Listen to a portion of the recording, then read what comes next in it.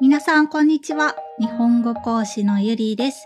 この5分ジャパニーズリスニングプラクティスでは、日本語の意味や文化だけでなく、なぜ日本人はそう考えるのかという背景にある考え方まで一緒にお話をしていく、そんなポッドキャストのコーナーでございます。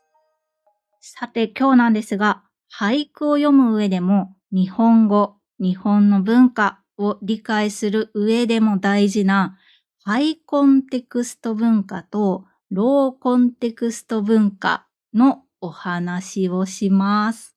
質問です。皆さんの国では言いたいことを全部言わずに相手が空気を読んで理解してくれることはありますか？日本語ではこれが日常的に起こるんですよね。言葉以外の情報、つまり背景や雰囲気、相手のイメージを読み取ることが大事なんですよね。今日のキーワードはハイコンテクスト文化ですね。これはエドワード・ホールという方が提唱した考え方で、文脈依存度が高い文化のことを指しますね。どういうことかというと、言葉に書かれていない情報を重視する文化。これがハイコンテクスト文化ということですね。逆にローコンテクスト文化というのもあるんですが、これは言葉そのものに意味がある文化のことです。皆さんの国はどちらに近いですか？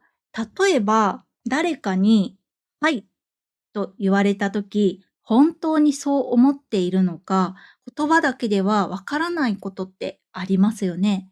日本語ではこういう状況が日常的に起こるんですが、声のトーンとか表情、沈黙、そういう非言語情報って呼ばれるものから意味を読み取るのが普通なんですよね。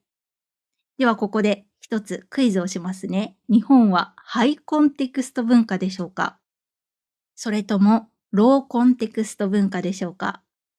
皆さんお分かりですよね。正解はハイコンテクスト文化なんですよね。ホールさんのエッセイでは、日本は最もハイコンテクストな文化というふうに言われています。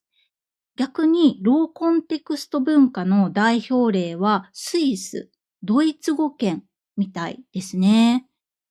日本ではみんなが似た経験をしているという前提があって、言葉にしなくても伝わるいわゆる察する文化がありますよね。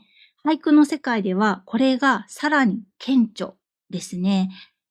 例えば、菜の花っていうの皆さん知ってますかね？菜の花というのを聞いただけで、春の柔らかい日差しや暖かさまで日本人は想像することができるんですよ。